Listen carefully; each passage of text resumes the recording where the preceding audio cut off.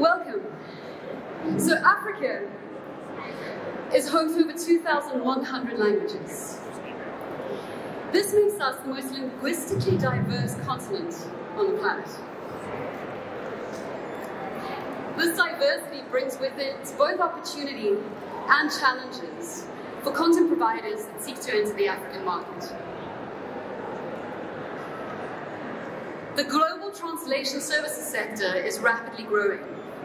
It recovered from COVID with an 11.75% growth rate in 2021 and is estimated to have a global market value of 47 billion by the year 2031.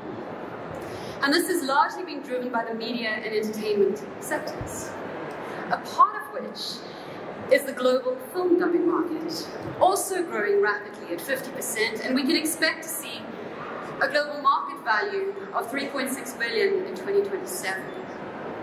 Now this increasing demand for localization is being driven chiefly by three things: globalization, digital enhancements, and consumer demand.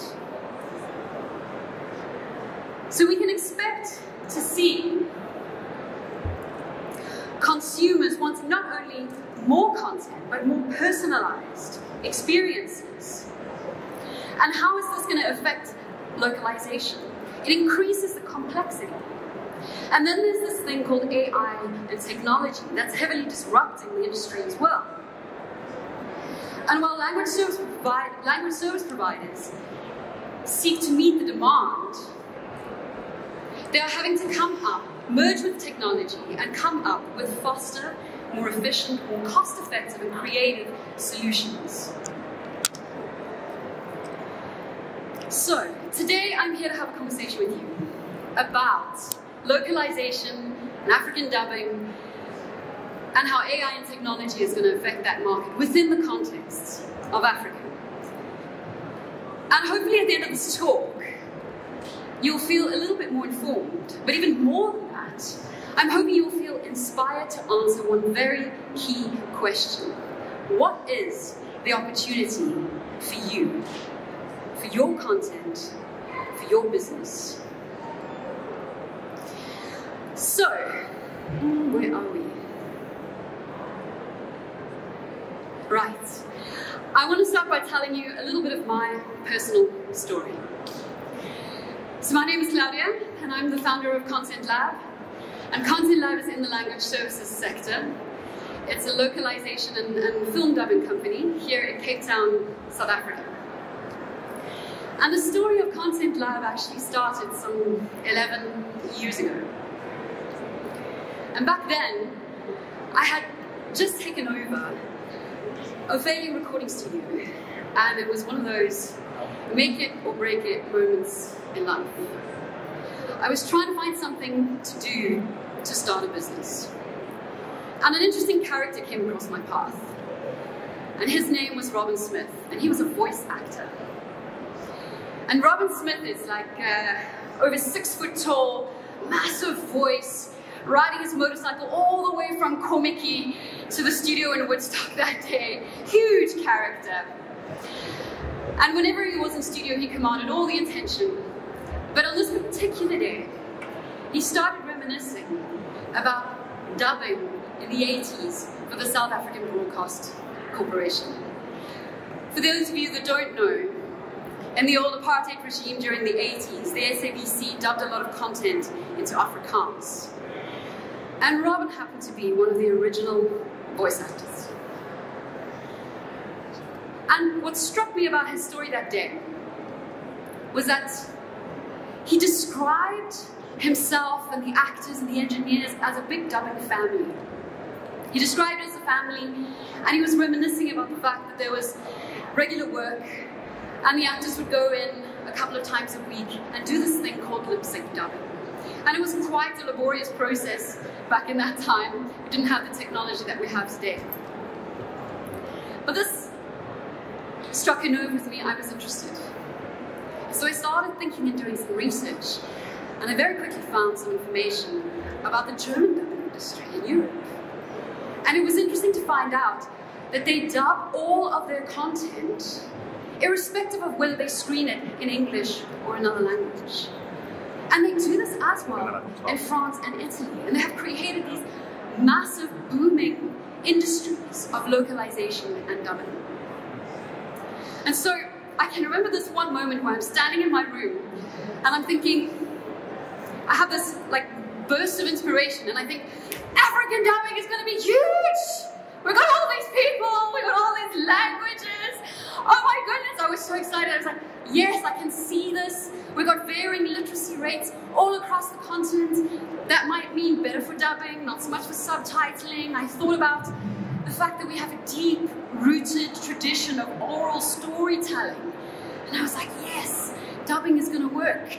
Dubbing is going to work for here. And I envisioned catalogs of content in broadcast libraries just waiting to be repurposed and reversioned. And sometime after this, I received an opportunity to pitch for my first ever dubbing contract. And that client became a mentor for me in business and the industry, and basically gave Content Lab its start. And so over the last decade, we have worked on so many different types of content: Spanish, Russian, Farsi, Mandarin, Turkish. And we became specialists in English for the international market, but we also diversified into other language pairs and had the opportunity to work in vernacular languages. Zulu, Xhosa, Swahili, Amharic, but never to the scale of how I had remembered it and envisioned it that day. So why am I telling you this? I'm telling you this because what I'm seeing right now is that there is a unique convergence of circumstances coming together that makes that vision of vernacular dubbing at scale more relevant today than ever. So what is happening? What is this convergence of events? The first thing that's happening is that we are seeing broadcasters committing to dubbed content strategies, not just in English, but in vernacular languages. And they're doing this at a scale that they've never before done. An example of this in South Africa is ETV. Now ETV, a few years ago, took a massive leap of faith and invested in revitalizing the Afrikaans dubbing industry in South Africa with great success, with their Turkish to Afrikaans product that now has an array of different local accents on it. We also have C Enterprises that have had a number of English dub channels on the continent, but have also launched ZLM in Amharic and recently announced Zizonke, which will feature isiZulu dub content. Similar to StarTime, StarSat, which also features isiZulu.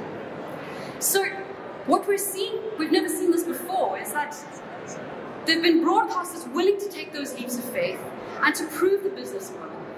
And now we're getting more and more requests for vernacular dubbing than ever before. And there's something else interesting about the landscape we find ourselves in Africa.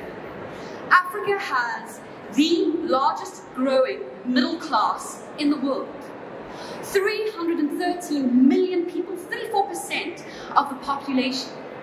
100% growth in less than 20 years. This is a massive consumer market. And these consumers, they are looking for products and services tailored to their needs and their cultural nuances. Layered on top of that, sitting in Africa, we have a growing population. Unlike Europe, where we see the opposite trend. So we got these two things happening. And then on top of this, we have data driving business demand for localization globally. And let's have a look at some of that data. Customer engagement. 65% of non-English speaking viewers, users prefer content in their native mother tongue than in English, irrespective of the fact that they speak it proficiently. 65% prefer mother tongue content, whether or not they speak English. Advertising. 86% of localized mobile advertisements outperform their English versions. Let's talk about online performance. Let's talk about click rates. Localized content has increased click rates for 87% of men and 22% of women. And we all know the global sensation that was Squid Game on Netflix. If this isn't a prime example of the increase in global appetite for localized content, dubbed in 13, subbed in 31 languages, the most watched series on Netflix in 2022. So, there's something else happening at this moment in time that's big and impactful. AI. What is it? So when we're speaking about AI, there are three subfields that share knowledge, technology, and algorithms. The first of these is machine learning. Now this is technology that tracks patterns and uses algorithms to automatically improve results, and it gets better every time it does that. So in the localization industry, for example, it can track patterns in language, and the more it does this, the more accurate it becomes. The second one is natural language processing. Now this is a subfield of AI that trains computers to learn and understand human languages. And it extracts information from source data, like a text file. And then we have deep learning, a facet of AI that trains computers to mimic the human brain's neural networks, to come up with complex solutions. Now, the interesting thing about deep learning is it can come up with these solutions independently, whereas in machine learning models, when it's outputting something, a result, let's say, you still need the human to come in, check the result, edit it, make sure that it's correct, and refeed the information into the training loop. But with deep learning, the opportunity exists for it to kind of self-train itself without much human interaction and come up with complex solutions that are accurate and usable. So in the localization industry, for example, a deep learning model could understand context in languages or nuances in real time and respond smartly. So AI technology is actually affecting the entire localization process. I know this slide is a little bit dense and you guys are sitting a bit far away, but I wanted to give you a glimpse into how it is affecting every single core process that we have. When we get to, besides the automation and the efficiencies and the workflow advances, we see AI-powered interactive translation and customization tools, AI-assisted voice recording. It's also changing the way we do quality control. It's powering quality assurance with things like automatic error flagging and automated in-context reviews. And under all the ways in which it is supercharging our workflow is sitting a sort of AI-assisted customer service with chatbots and real-time project data.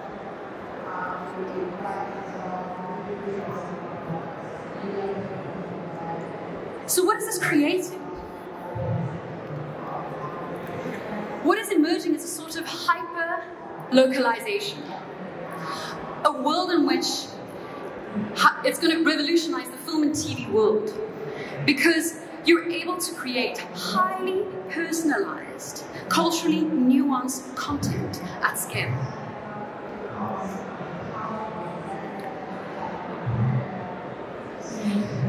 And this approach is not only going to optimize SEO for competitiveness and visibility, but it also creates an emotional connection with the viewer, because they appreciate that the content that they're interacting with is culturally resonant to them.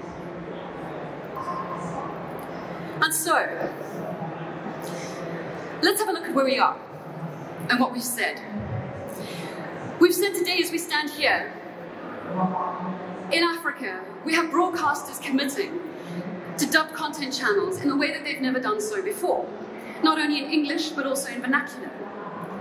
We're sitting in a place with the largest growing middle class, massive new consumer base, and increasing population.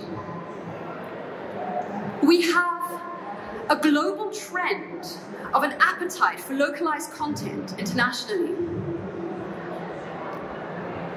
And underneath all of this, we have customers who want more personalized experiences and AI technology that is supercharging the localization workflows in order for us to be able to deliver hyper-localized experiences for viewers at a scale and cost that wasn't possible before.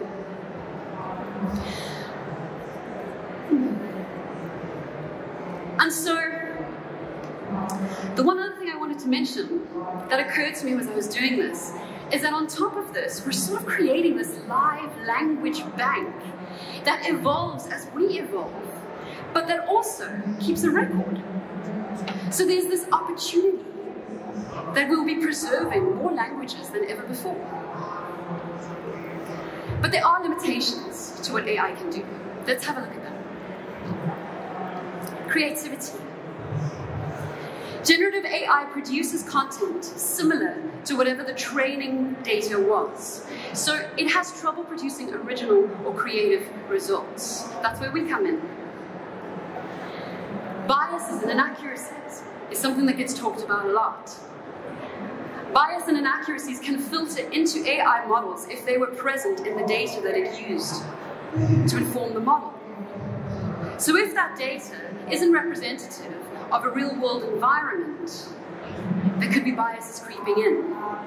So it's very important to have experienced linguists reviewing all of this content and making sure that it's not racist, sexist, or some other culturally inappropriate way has snuck into the content. Language variables. This is one that is particularly relevant for Africa.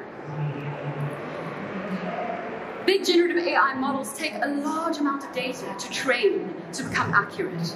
And historically, this number of data has only really been available for significant language pairs, such as English or French. Certainly not for underserviced languages like we have here in Africa.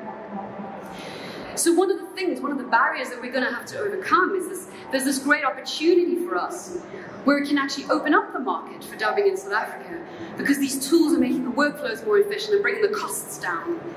But we are still going to need highly specialized teams, because the outputs that we're going to be getting initially are not going to be as accurate as they're getting for languages such as English. So we need these specialist teams to make sure that the content is accurate, that it's inclusive, and that it's culturally relevant. And then computer power. Some of these large AI models are computationally intense. They require a lot of power and as such come with a high cost. So these models are going to need to mature. They're going to need to mature before we're going to see large-scale customized localization. So, I would like to open it up to the floor and have a bit of a conversation.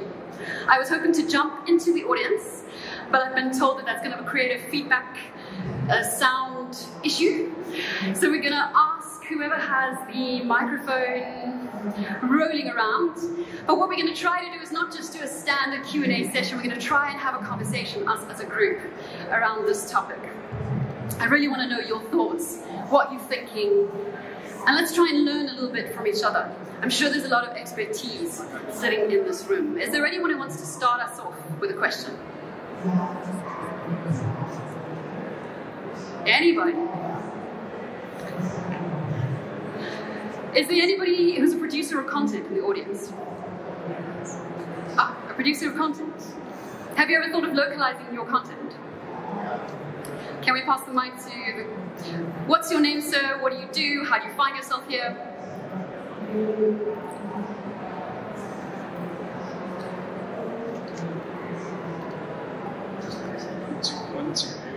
My name is Yaku, so I do make quite a lot of local content. Okay.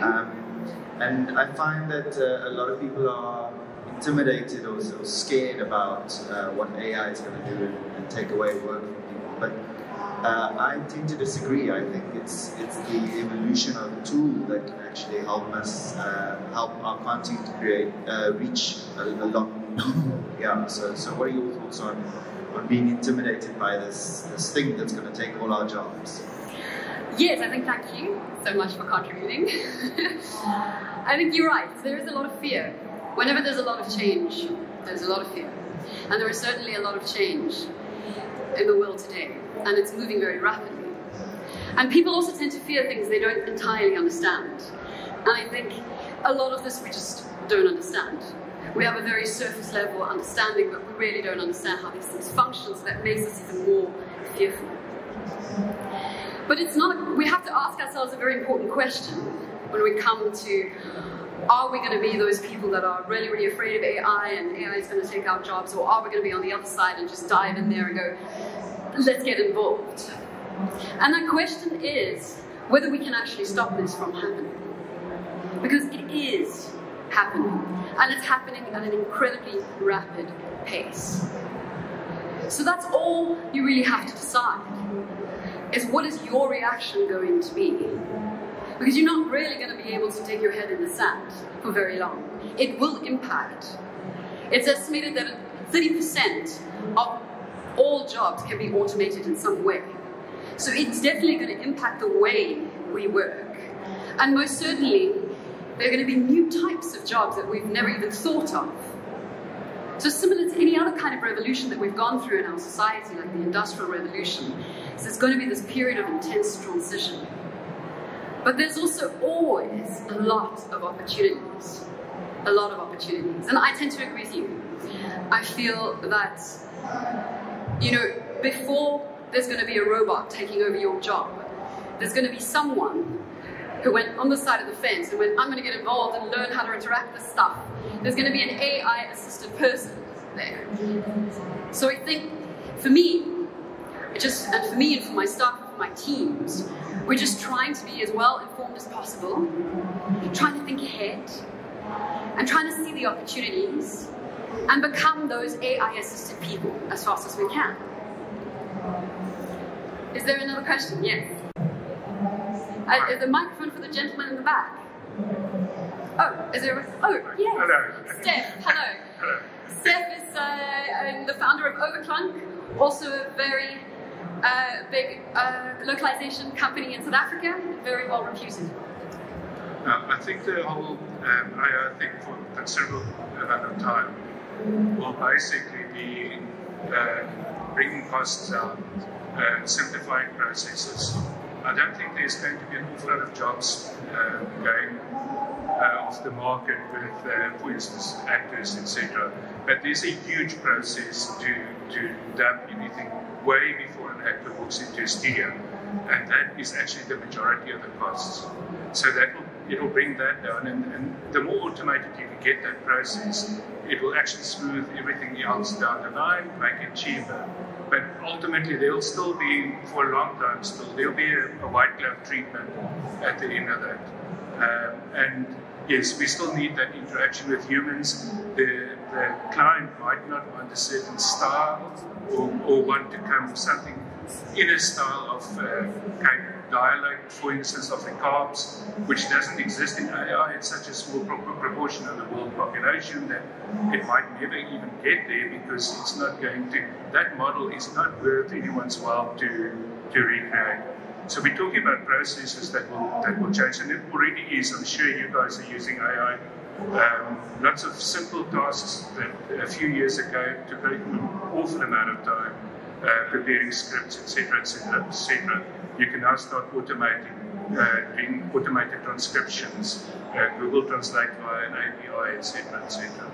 So there's no fear yet of any jobs, and I don't think there ever will be. I think it's just broadening the whole spectrum. Thank you, Steph. Thank you, Steph. Thanks, Steph. There's a question. Oh, we got three. We got one gentleman at the back, and then we got the gentleman and the lady in the front.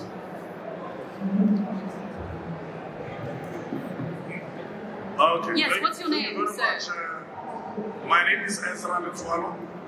Can you hold the microphone a little bit closer? Okay, wonderful. So my name is Ezra Letswalo. Hello. I'm the member of the Gauteng Provincial Legislature. Okay. I happen to sit in one of the portfolio committees, sports, arts and recreation, as well as culture. I'm actually here with a delegation from the very same portfolio committee. So we're essentially lawmakers. And what I wanted to find out was an assessment legislatively, how legislation or the limitation of legislation sort of affects an expansion of an AI market.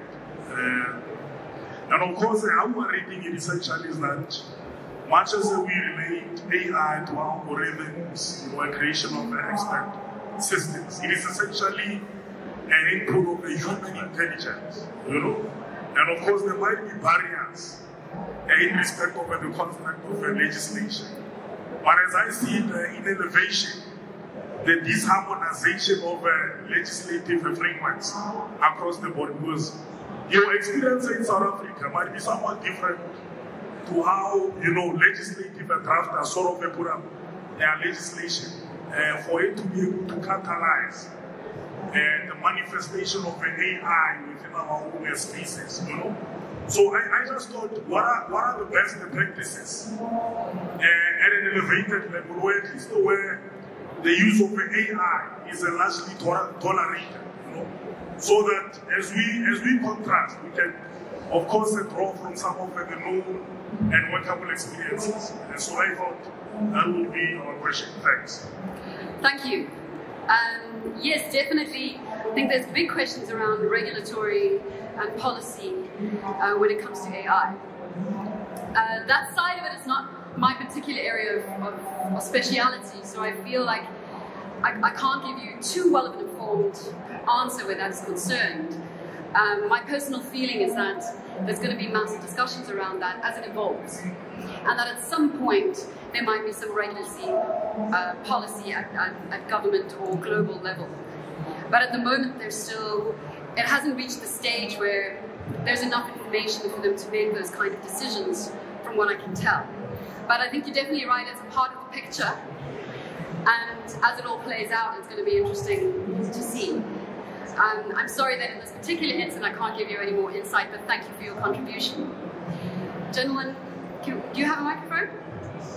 What's your name? Hi, my name is Chaba. Can you hold it a little bit closer so we can hear you? Hello, my name is Chaba Mohr, filmmaker.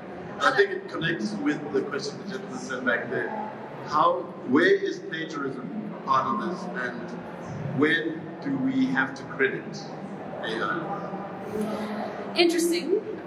I can only tell you what I've experienced to date personally. And there's a new type of client that we've been working with, for example, that is having us record to train AI or text-to-speech systems. And one of the things that has come up, especially from the perspective of the voice actors, has been questions around assignment of rights and royalties and copyright and those kinds of things. At the moment, it's so new, and there isn't, let's say, standardized information available.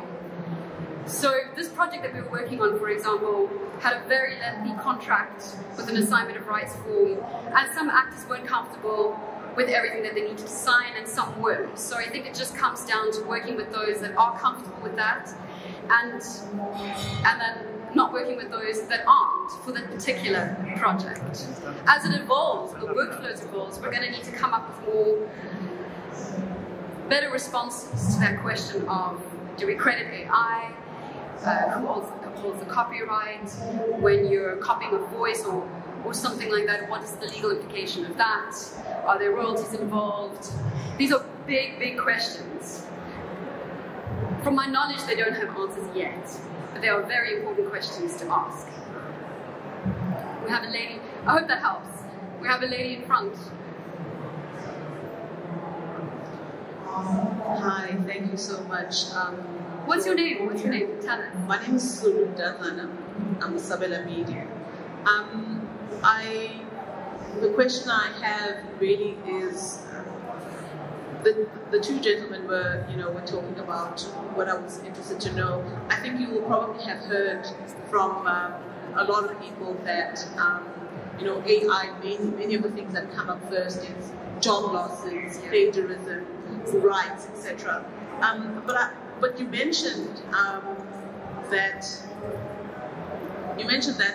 the system, the AI learns, right, in various ways. You mentioned deep learning, you mentioned a number of things. So when it comes to African languages, right, I know you've been using AI now for some time. When it comes to African languages, where are we now in terms? So in the way that I see it, right, and please correct me if I'm wrong, I probably am, is do you record content and does the AI record content and then there is some sort of central bank where it now understands the language, and if it does, is it at a place now where it understands African languages, South African languages, to the extent that you can now not call a voice artist and directly go to AI and have something recorded?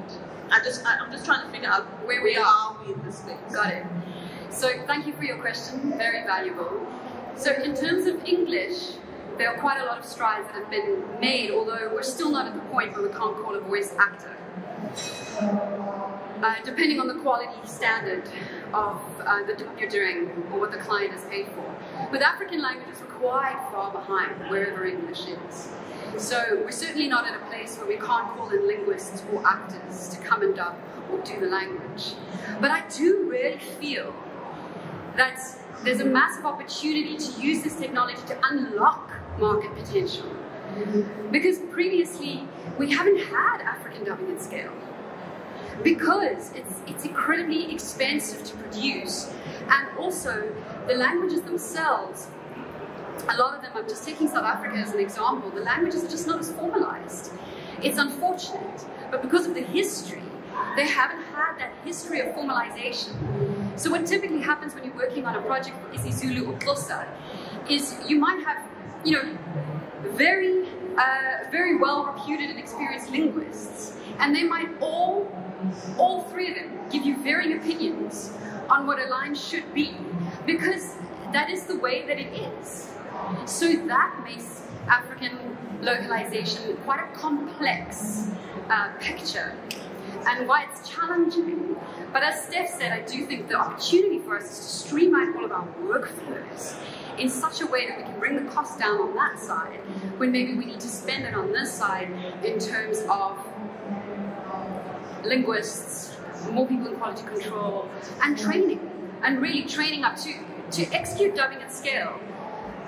Requires training and development of translators, QCers, engineers, dubbing actors.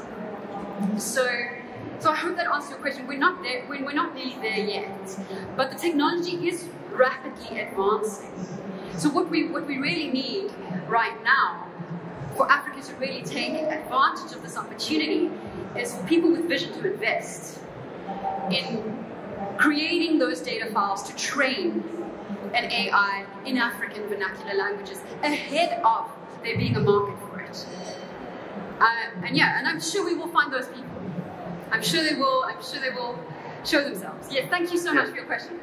Actually, the last part of what you just said, that's what I wanted to say. That, and thanks for the legislator who's here.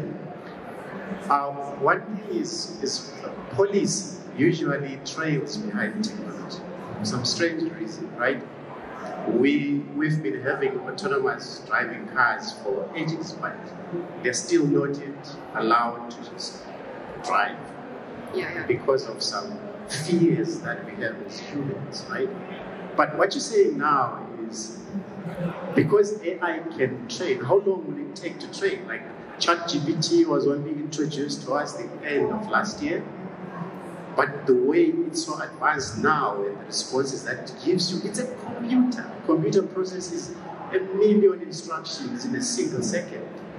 So how long would it take the AI to learn how to speak Xhosa fluently? It's question. Yeah. But really, it's just an issue of feeding it those whatever parameters. It doesn't need to know all the words in Xhosa. It just needs to know key parameters, and that's it. It can speak anything that you put in English, no? It actually needs to know all the words, that's the thing. It actually needs to know all the words in multiple ways, in every single way you've ever said it. And then when it outputs, you need to have a look at it and tell it when it's wrong. So it's quite involved.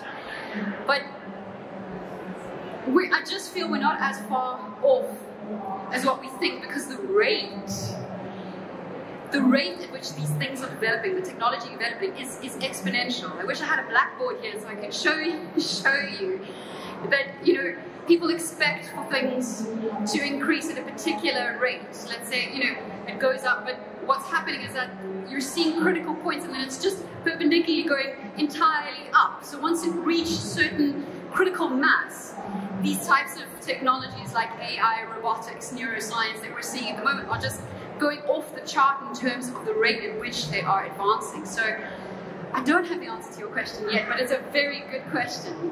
But I do have a question for the policymakers, and I'm glad that they're here. One of the things that has driven successful dubbing and localization industries in Europe has been policy. Policy about the degree to which content needs to be localized and into how many languages before it's broadcast. So that could change everything. One policy to say on TV, before something is flighted in English, also needs to be flighted into local languages. That has the potential of absolutely exploding the industry, creating thousands of jobs. It really does. Policy does drive things forward in a way. Do we have any? Steph, you've been waiting, yeah. Hello, now, as far as where we are now... A little bit closer, Steph. Sorry, yeah. As far as where we are now, I think with English and from French, Italian, most European languages, they started off with, the whole AI thing started off at a certain basis point. And we need to get that, and to drive it up to that point, we'll probably need universities to get involved, linguistic studies, etc. I know that my dad in the early 80s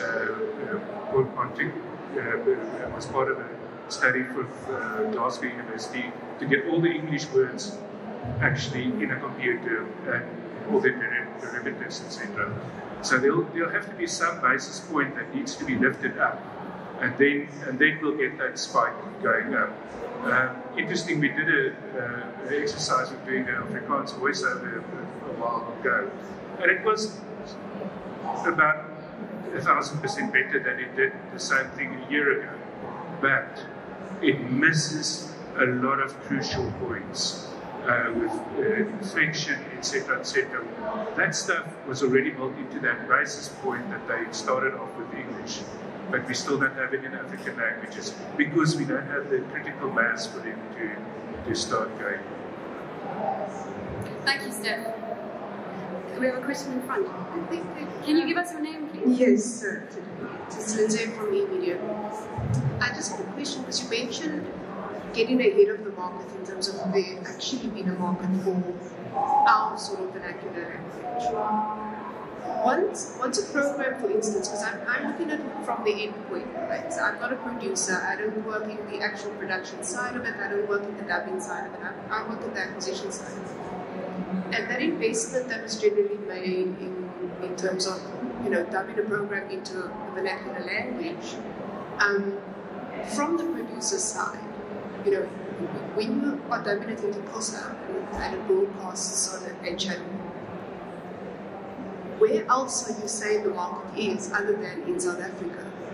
Because I know you mentioned it being the African market and the African languages, but this is where the market is. And once it's broadcast, not many broadcasters want to take content from another broadcaster, for instance, in the same language, in the same territory, that sort of thing. So it makes it easier when it's something like that's dubbed into French, because French is a well-traveled language, when it's Spanish, well-traveled language, even Arabic, well-traveled language. But when you're speaking specifically about vernacular languages that are specific to South Africa, what market are we getting ahead of other than the South African market? Hello? That's a good question, thank you. You know, immediately what I'm thinking of comes into this environment is return on investment, right? You're buying something, you want to fly it, you want a certain return on investment. And from our side, from even producing vernacular content, a lot of times it's also been an investment on our side with low return on investment, or we've seen it as an R&D project. And it's also, it has to do with the high cost. So I think I have a question for you just out of interest, being that you are from a broadcaster. To what degree would the cost of vernacular dubbing have to fall to make it a better return on investment for underserviced languages like Xhosa?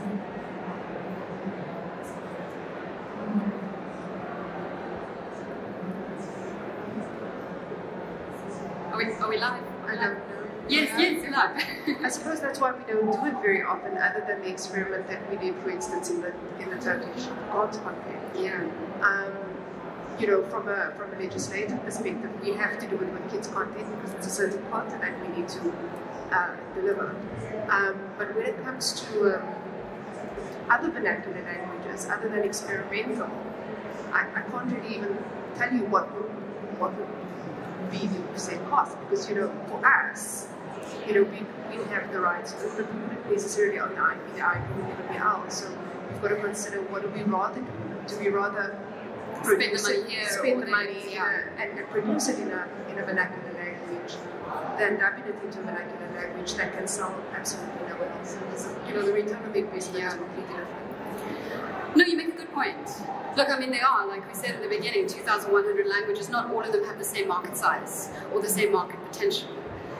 So it really is about whoever is the broadcaster or the content producer sitting down and having that strategy and thinking about what is and what isn't going to work. But I certainly think if we can increase our efficiencies and bring the costs down, you'll have a lot more options in front of you. And they'll be a lot more attractive than they were previously. I don't know exactly what it will change, but I feel like it might change something.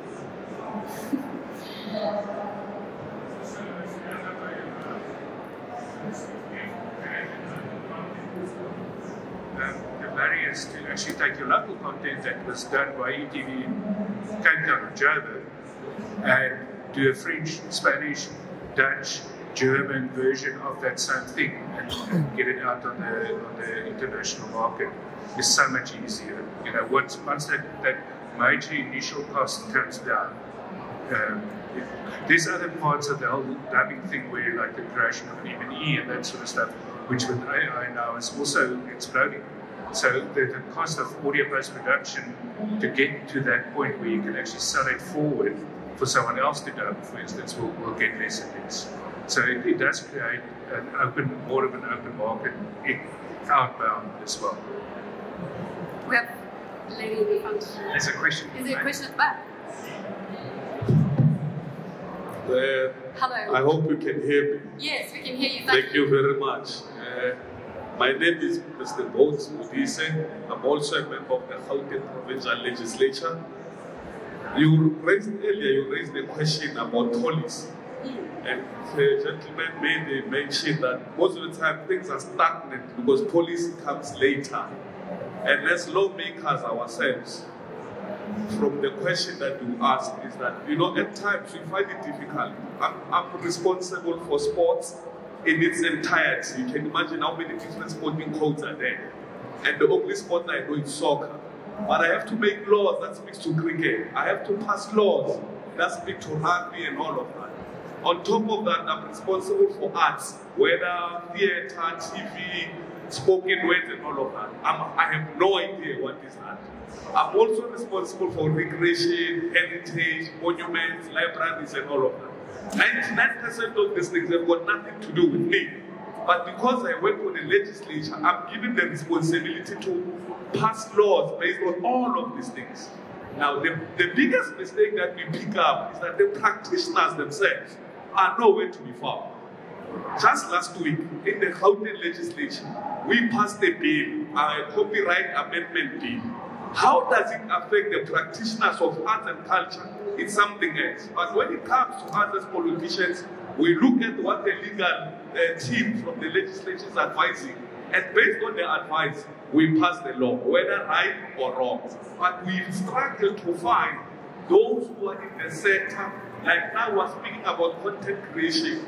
Copyright, I believe content creation also goes hand in hand with intellectual property.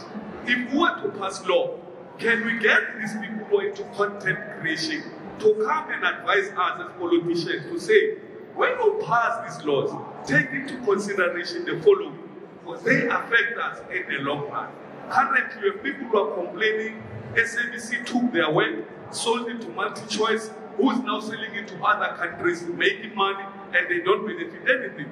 You watch Generation that you know in South Africa. When you watch some channel on DSTV, they're speaking in Nigerian accent. When you say, once you are busy wondering, now it's a Kenyan accent and all of it.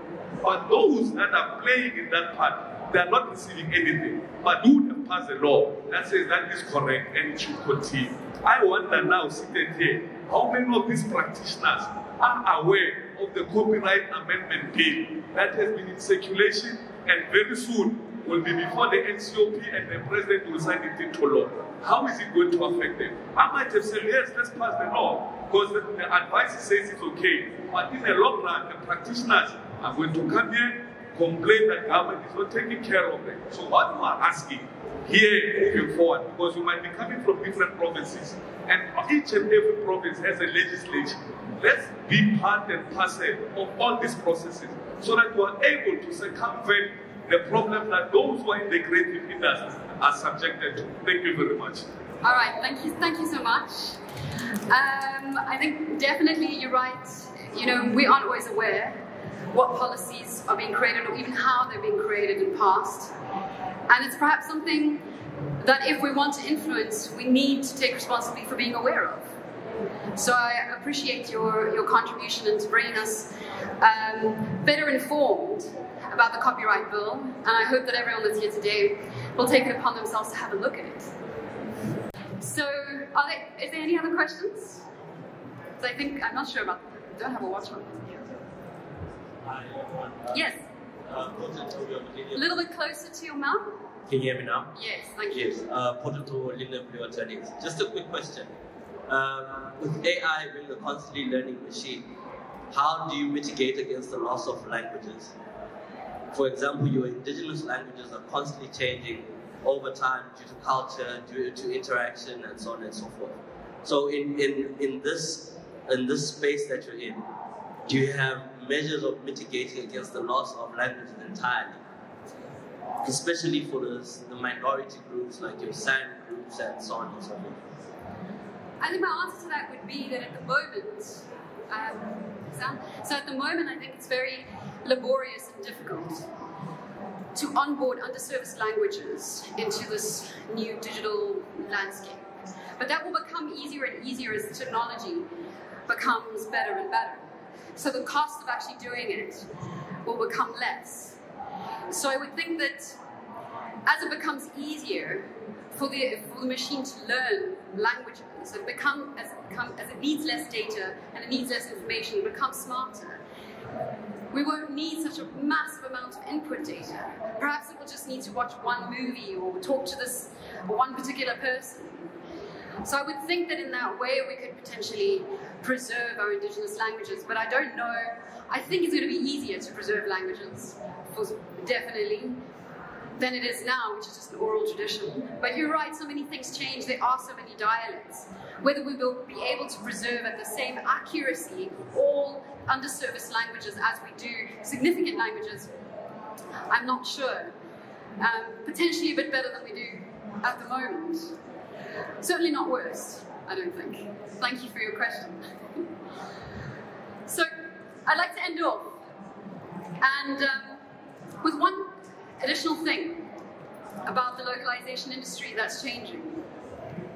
See, it used to be that you used to make your program, a studio or a producer used to do your TV program or film predominantly in English and release it to market, and then send it to be localized in a few languages. But localization was an afterthought. What's happening now is this previously sort of unsexy part of the industry has been bumped up all the way to the front. And big studios and producers have put localization around the strategy table. And now they're having conversations about what markets they want to go to and how they want to localize their content in the strategic planning phase of the project. So I'm going to leave you with a quote from Chris Carey, the EVP Operations of IUNO, which is quite a big localization group, which I feel really describes this shift in thinking. Producers are thinking ahead about which markets they want to go to, and they're building up an expectation with post-production and localization managers to start building a pipeline for hitting day and date multi-platform releases worldwide. And so, to recap, what have we chatted about today? A lot of things. But we have in Africa one of the largest, or the largest, growing middle-class consumer market. We have broadcasters, even though it's very difficult, actually taking that leap of faith and making commitments to dubbed content channels at a time when there's an increasing global appetite for localized content because consumers are wanting more personalized experiences. And we have this thing called AI technology rapidly increasing that is allowing localization service providers to deliver hyper-personalized solutions and experiences at a cost and scale that they weren't able to before. And so I leave you with the question I started with. I was hoping it would be on the board. What is the opportunity for you, for your business, for your content? Thank you.